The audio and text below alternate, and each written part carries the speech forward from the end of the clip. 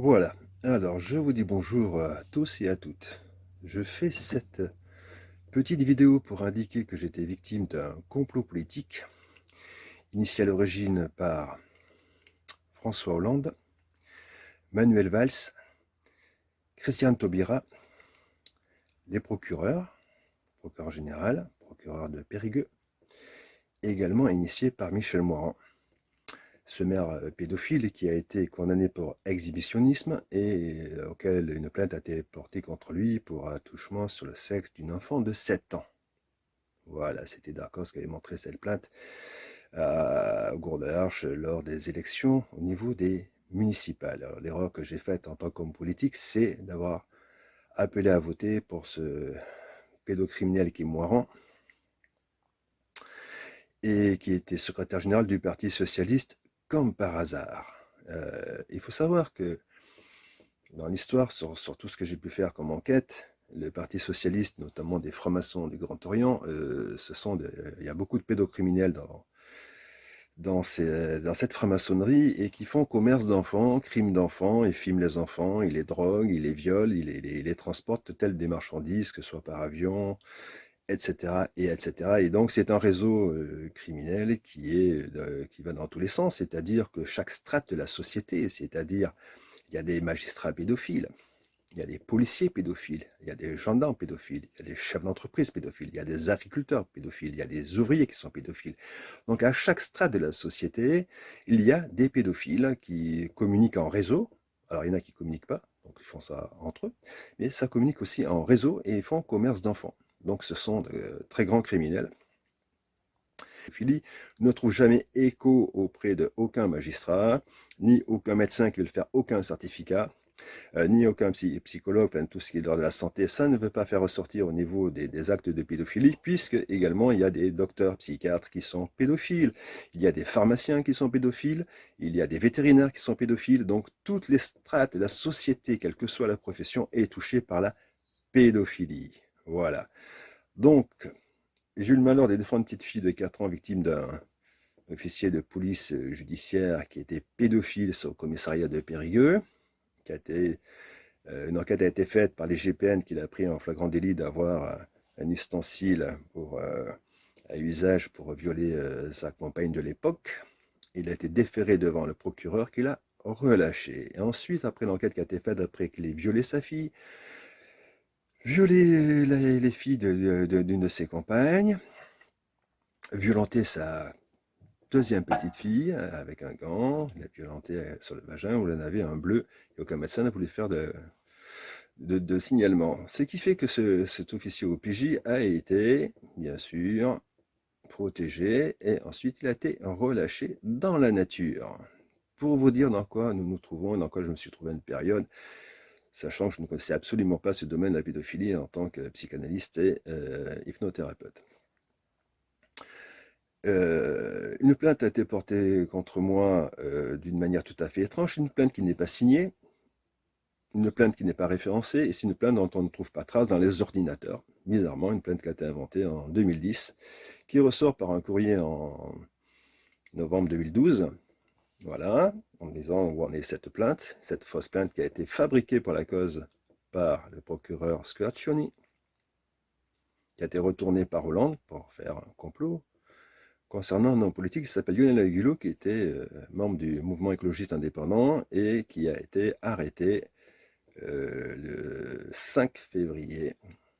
Voilà, je crois que c'est un mercredi 5 février, c'est ça, 2014, voilà. Et ensuite, j'étais mis en garde à vue. Et en garde à vue, eh bien, on m'a menacé de prison, donc j'ai dit n'importe quoi pour m'en sortir. J'étais déféré devant un juge qui s'appelle le juge Fond-Rouge, qui est un monstre qui se sert de la pédophilie pour actionner des jeunes en déshérence pour faire ses propres crimes. Fond-Rouge. Un monstre. C'est un monstre qui m'a littéralement hurlé dessus pendant 3 heures, enfin bref, avec des PV épouvantables, enfin on peut le voir. Moi j'avais un cancer de stade 3 à l'époque, voilà, tant qu'à faire. Et ce juge n'a eu de cesse de me faire des misères, de caviarder les procès-verbaux, parce que je t'ai mis sur écoute, et donc on rectifiait les procès-verbaux au fur et à mesure de la procédure, et notamment dans dans un procès-verbal d'audition de la pseudo-plaignante, elle disait à la question qu'avez-vous répondu à M. Hulot après les séances, je lui ai menti parce que je ne voulais pas le perdre. Alors, bien sûr, comme je dis à mes amis que cette phrase était impressionnante, ça a été effacé et il a été mis à la place. Je lui ai répondu ce qu'il voulait bien entendre, et ainsi de suite. Donc, ce fond rouge, ce monsieur fond rouge, qui est juge d'instruction, a caviardé joyeusement tous les procès-verbaux. Voilà. Et quand j'étais interrogé par les experts, eh bien, les experts lisaient des phrases du juge d'instruction, du genre, et vous me demandez si, j'ai fait ci, vous me demandez si, vous me demandez ça. Et moi, à l'époque, je dis à l'expert, mais qu'est-ce que c'est ce type de question? C'est pas une question. Vous me faites des réponses que j'ai faites moi, que je ne dis pas, et c'est pas comme ça que je parle, etc. Réponse de l'expert. À partir du moment où c'est le juge qui me posait des questions dans ce sens, eh bien, je pose des questions dans ce sens. Bien, voilà comment on manipule les experts. L'autre expert psychologue, ça a été de la même façon. Il m'a interrogé de la façon d'un juge d'instruction, et si vous ne répondez pas, je vais me plaindre au juge d'instruction. Fond rouge que je connais très bien. Et donc, à ce moment-là, qu'est-ce que je suis parti de cette séance, on a repris rendez-vous, et au deuxième rendez-vous, ce psychologue n'a pas fait d'expertise, il n'a eu de cesse de m'offrir des oranginas, de parler, de savoir comment j'allais, ceci et cela, etc. Et donc, ça, on a conclu cet expert psychologique de cette manière. Voilà. Donc, tout est monté de toutes pièces. Alors après, par la suite, ce qui s'est produit, c'est que la vice-procureure a fait venir dans son cabinet l'ensemble des médias périgourdins, que ce soit la presse, que ce soit presse papier, presse audio, presse radio, et également tout ce qui est France 3 Périgord. Donc j'ai été bâché, effectivement, après le surlendemain, le samedi qui suit, hein, le 8 au matin, j'ai été bâché dans toute la Dordogne, comme quoi j'ai été un agresseur, enfin bref, et j'ai eu des pleines pages, notamment dans la Dordogne libre. Alors il faut savoir qu'en fin de compte, si on fait la genèse de cette histoire, eh bien, tout ceci vient de la franc-maçonnerie du Grand Orient de France, notamment, dans lequel il y a des pédocriminels, et bien sûr, et donc comme on en fait commerce, et que moi, malheureusement, j'ai eu une affaire à une période, puisque j'ai fait intervenir Camille GBN, qui avait trouvé un élément, qui était un godemiché en fin de compte, et qui était donc un élément qui pouvait mettre facilement en prison ce pédocriminel qui est toujours en liberté, protégé par ce réseau franc-maçon. Donc la franc-maçonnerie est pédocriminelle en très haut lieu. Alors, tous les francs-maçons ne sont pas forcément des pédocriminels, bien sûr, mais c'est une couverture, c'est-à-dire que les petits francs-maçons, c'est une petite couverture, ça ne met pas derrière, ils font leurs petites affaires entre amis. Alors, ça n'est pas lieu qu'au Grand Orient de France, il peut y avoir la Grande Loge nationale de France qui est également pédophile. Donc, ce qui fait que, au fur et à mesure de mes travaux, je me suis rendu compte que si le maire est pédophile, si dans un commissariat, il y a des pédophiles, si la magistrature, il y a des pédophiles, si en remontant plus haut avec les procureurs généraux et les procureurs de toute la France, il faut savoir que Hollande a fait une chose tout à fait extraordinaire, c'est le seul président de la République qui a viré tous les procureurs de tous les parquets depuis 1945.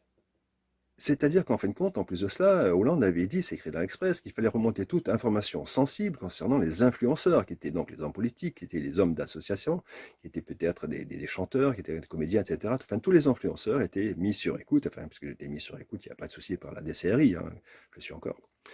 Et donc, Hollande a fait la Stasi, véritable Stasi, on parle de Staline, mais on peut dire que Hollande, c'est pire que Staline dans un sens où il a trahi son peuple, il a trahi la gauche, il a trahi tout ce qu'il avait à dire. Il a dit, mon ennemi, c'est la finance, mon œil.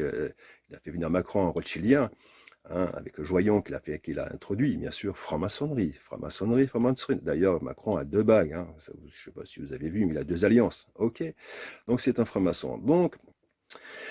Donc, malheureusement, pour la franc-maçonnerie, qui pourrait être bien sous-aspect à l'époque des francs-maçons, ce qui faisaient les églises, eh bien, cette franc-maçonnerie s'est complètement dévoyée et n'a eu affaire qu'à faire des affaires dans tout le monde concernant de l'argent, les appels d'offres publiques, par exemple, les postes dans les hôpitaux, les postes dans les cliniques, en fin de compte, et qui se dirigent les uns, se tiennent la barbichette les uns vis-à-vis des autres.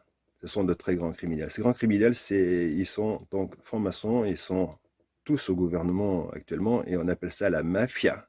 Il faut savoir qu'en Italie, il y a la 'ndrangheta, il y a la 'ndrangheta, il y a la Cosa Nostra, il y a la Camorra.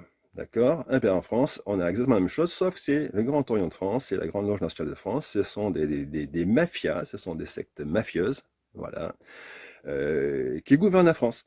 Voilà, et Sarkozy, et Pompidou, et Giscard d'Estaing, et Sarkozy, Hollande, grand pédocriminel et pédophile, complètement là-dedans, d'une perversion inouïe. C'est quelqu'un qui a manipulé les élections au Parti socialiste toute sa vie durant pendant 40 ans. C'était quelqu'un qui avait monté un canular à une période en se faisant passer comme quelqu'un de droite qui pouvait voter à gauche. Hein. C'était Hollande qui commençait déjà dès son plus jeune âge à être un criminel et ensuite qui a caviardé les informations, fake news sur fake news, qui a donné ses petits copains au Canard enchaîné pendant plus de 40 ans. C'était la top du Canard enchaîné et ainsi de suite.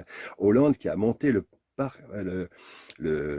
PNF, le parquet national financier, uniquement pour s'en servir pour descendre Fillon. C'est un spécialiste de la descente des hommes politiques. Fillon a été, malheureusement, je ne suis pas de son bord, mais je respecte l'homme, quoi qu'il ait fait, mais bon, il n'y a pas un homme politique qui est blanc. Tout le monde a embauché à une période de sa vie son fils, sa fille, sa femme, sa maîtresse, son amante, qu'importe, en tant qu'attaché parlementaire. Ils l'ont toujours fait tout le temps. Et on s'est pris à Fillon de cette manière-là, avec les médias.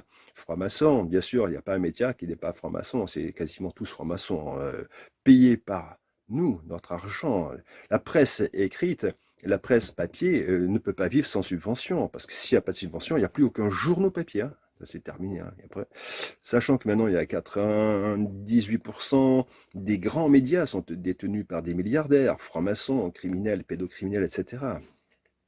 Eh bien, on est dans cette engeance où ces pédocriminels qui nous gouvernent, eh bien, se sont attaqués à moi. Et donc, Hollande, qui est un menteur, un mythomane, c'est quelqu'un qui est un tricheur, hein, on l'a vu avec Trierweiler, hein. Merci pour ce grand moment, là, pendant que tu allais voir Gaillet, enfin bref, tout ça fait partie des réseaux pédophiles. Et donc, ce Hollande-là est un spécialiste du trucage des élections au Parti socialiste. On l'a vu, une émission avec Delahousse, magnifique Delahousse, hein, j'ai un petit bonjour quand même, pour dire qu'il s'est amusé à caviarder les élections et au lieu de mettre 15% Mélenchon, n'en mettre que 9. Il a triché.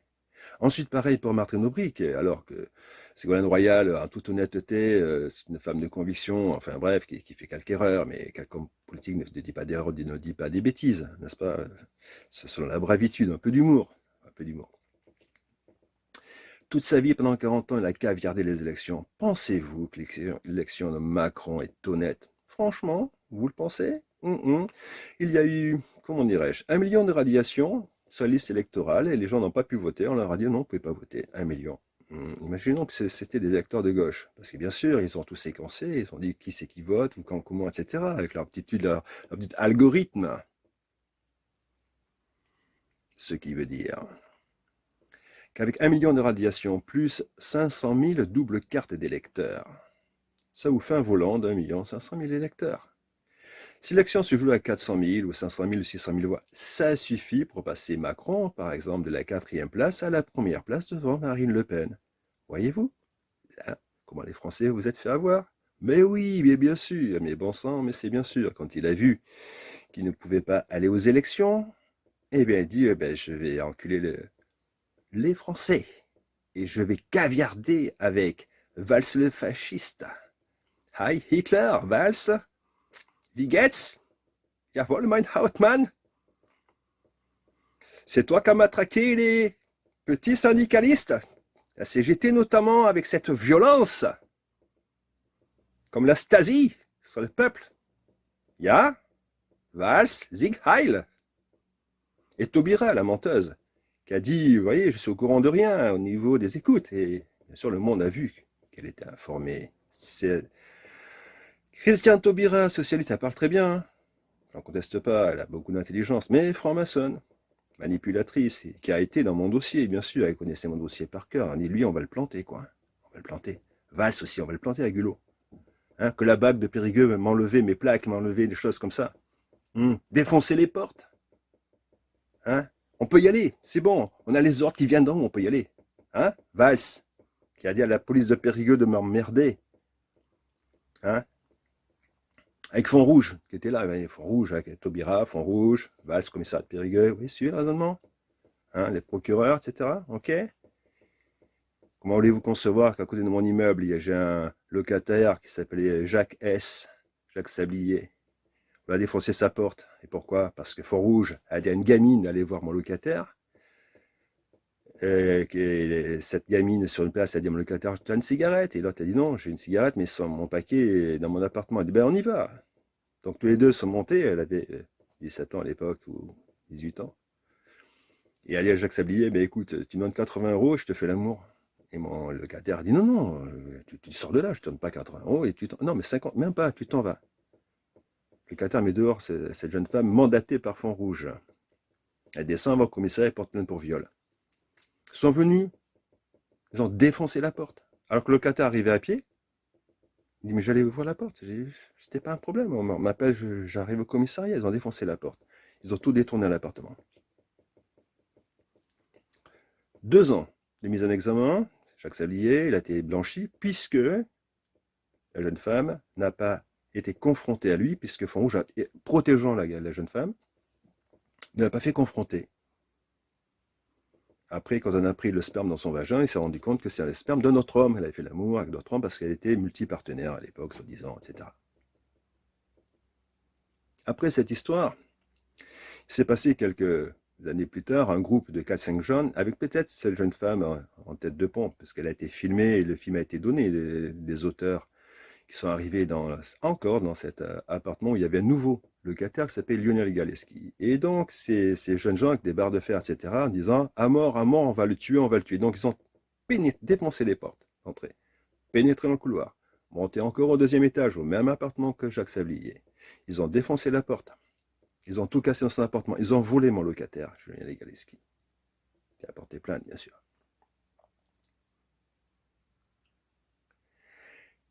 Et ensuite, 1 an plus tard, ou quelques mois plus tard, ils sont revenus défoncer une 3e fois la porte à Lionel Galeski, soi-disant qu'il y aurait eu des vols dans un château. Ouais. Vol dans un château. Et pour terminer, il n'y a pas à peu près un mois, Lionel Galeski, alors que je l'avais vu 8 jours auparavant, était en pleine forme, ce locataire, pleine forme. J'allais bien, je gagne bien ma vie, je me suis cassé les bras, j'avais mieux, maintenant, ça y est, je refais ma vie. 8 jours après, il se serait suicidé, pendu dans mon appartement, alors que l'appartement est très petit, on ne peut pas se pendre, il n'y a pas de poutre, il n'y a rien pour s'accrocher. Et il aurait dit à sa fille la phrase suivante, Lionel, tu apprendras, il a le téléphone à sa fille décroche, et il dit à sa fille, il dit, ouais, voilà, tu apprendras de mes nouvelles du bar d'en face, je vous aime point, et après il s'est suicidé. Il s'est suicidé, comme ça, hop. On l'a suicidé. On l'a soit assassiné, soit poussé au suicide, mais je pense qu'on l'a assassiné. Et il a été enterré très vite. Très très vite. Pas d'enquête. Un suicide, pas d'enquête. On n'a rien recherché, pas d'enquête. Affaire close. En très peu de temps. En même pas 24-48 heures, le gars il était mis en bière, mis en terre. Tout ça pour me faire peur, me faire paniquer. Parce que ma plainte date de 2014, en 2021, ça fait 7 ans. Donc ils n'ont de cesse de me mettre la pression en permanence pour me faire suicider d'une manière ou d'une autre. Mais comme je suis toujours vivant, maintenant, je suis allé voir un avocat qui s'appelle Maître Carlo Alberto Brusa, qui je pensais était un homme intègre, au vu de ce qu'il évoque. Je ne sais pas s'il n'est pas franc-maçon, peut-être de la Estrella dell'Oriente, des Italiens. Oui, mais bon, il ne se dit pas franc-maçon, mais j'ai un gros doute avec ces petites belles bagues au niveau des mains, j'ai de gros doutes. Il n'a pas été manipulé par les autres francs-maçons pédophiles.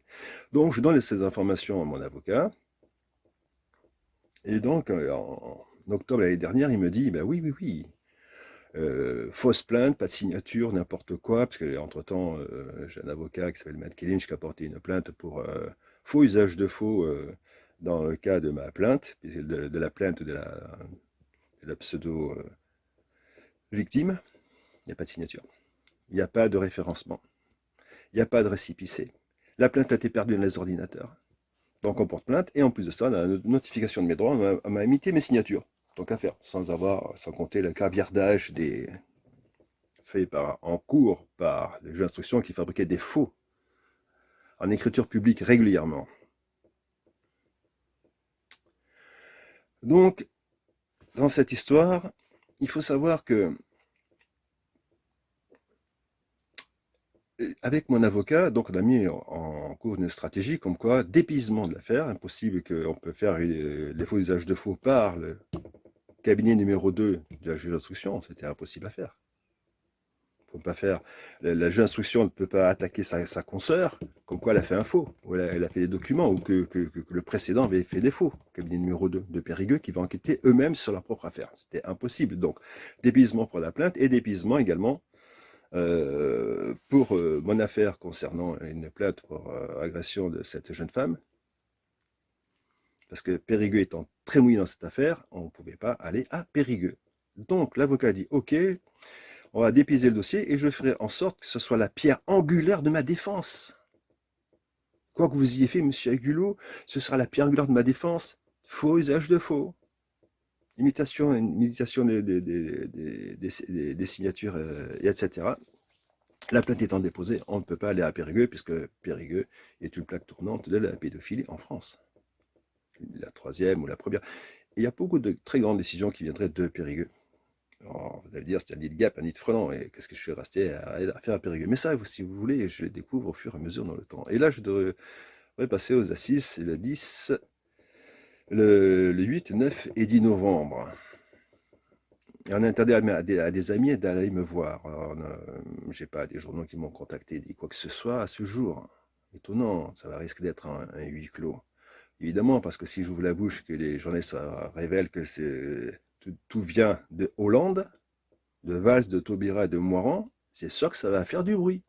Ça va faire du bruit. Voilà. Donc voilà, je vous fais ce témoignage. Alors bien sûr, je vais vous dire une chose, hein.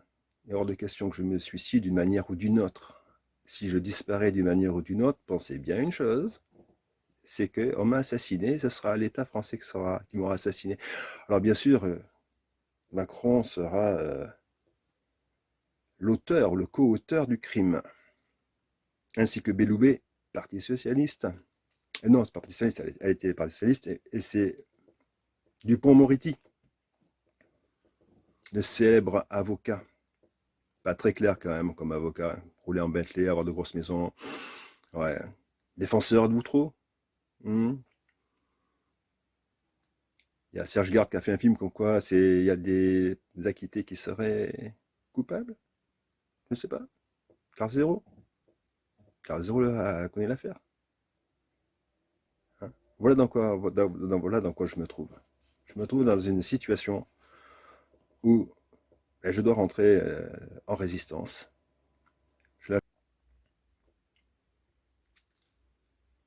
Voilà. Voilà mon témoignage pour vous dire dans quel pays nous vivons.